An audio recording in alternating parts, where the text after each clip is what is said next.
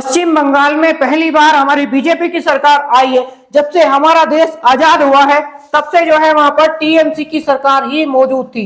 जो ममता बनर्जी वाली पार्टी है वो पहले से ही जो है वहां पर मौजूद थी और हमारी बीजेपी की सरकार ने उसको उखाड़ फेंका है। पश्चिम बंगाल में हमारे पहली बार आपको बीजेपी सरकार देखने को मिलेगी।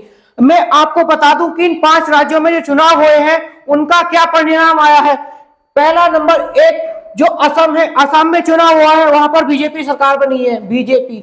और पश्चिम बंगाल में बीजेपी आई है जिसको बहुत ज्यादा जो है सुर्खियों में लिया जा रहा है। जो हमारी जो दीदी है, दीदी की सरकार एक तरह से गायब हो चुकी है, उनकी कुर्सी अब छीन चुकी है क्योंकि पश्चिम बंगाल में हमारी बीजेपी की सरकार आ चुकी है। पश्चिम बंगाल में, असम में, पुदुचेरी में बीजेपी नहीं आई है। और तमिलनाडु में एक अलग ही पार्टी है जो हमारे एक एक्टर्स है विजय, उन्होंने अपना परचम लहराया है।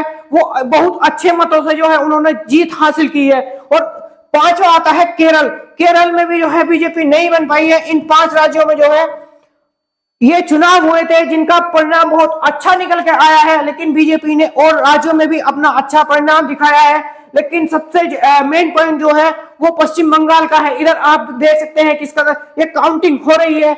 बीजेपी की 187 सीटें निकल कर आई हैं। ये लगभग 4 बजे तक का टाइम की आपको हम दिखा रहे हैं। और टीएमसी की 98 सीट यहाँ पर निकल कर आई है। जैसे ही काउंटिंग चल रही थी उसके बाद में क्लियर सीट में आपको आगे दिखाने वाला हूँ इसी वीडियो में। इधर आप देख सकते हैं ये काउंटिंग चल रही है और पहले से ही जो है बीजेपी ने अपनी जीत दर्ज यहाँ पर कर ली है क्योंकि काफी ज्यादा सीटों से आगे चल रही है। और इधर आप देख सकते हैं पश्चिम बंगाल, तमिलनाडु, केरल, असम और पुदुचेरी। असम में तो पहले से ही हमारी बीजेपी की ही सरकार है। जो वहां के सीएम है हिमंता बिस्वा शर्मा, वो पहले से ही जो है बीजेपी का परचम लहराते नजर आए हैं और बीजेपी के वहां पर जो है बहुत ज्यादा बोलबाला है। लेकिन अब वो बोलबाला जो है वो पश्चिम बंगाल में भी हो चुका है क्योंकि पश्चिम बंगाल में टीएमसी को उखाड़ फेंका है और वहां पर जो है बीजेपी ने अपना झंडा लहराया है। वहां पर बड़े अच्छे वोटों से जो है अपनी एक जीत हासिल की है। बहुत ज्यादा सीटों से बीजेपी ने पश्चिम बंगाल में अपना झंडा लहराया क्योंकि जहां बीजेपी की सरकार नहीं बन सकती थी वहां पर बीजेपी ने अपनी सरकार बनाकर दिखाया है कि हमने अपनी सरकार पश्चिम बंगाल तक में बनाई है।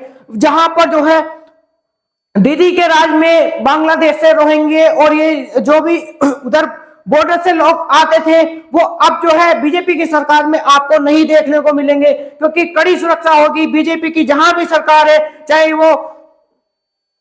चाहे वो यूपी में हो या फिर हरियाणा में हो या एमपी में हो, वहां पर आपको देखने को मिला है कि बीजेपी सरकार ने क्या कुछ नहीं किया है। वहां से एक तरह से जो है गुंडागर्दी और ये सारी चीजें जो है खत्म सी हो गई हैं।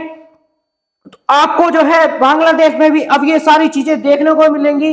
और असम में तो पहले से ही हमारी बीजेपी की सरकार चलती आ रही है। इधर आप देख सकते हैं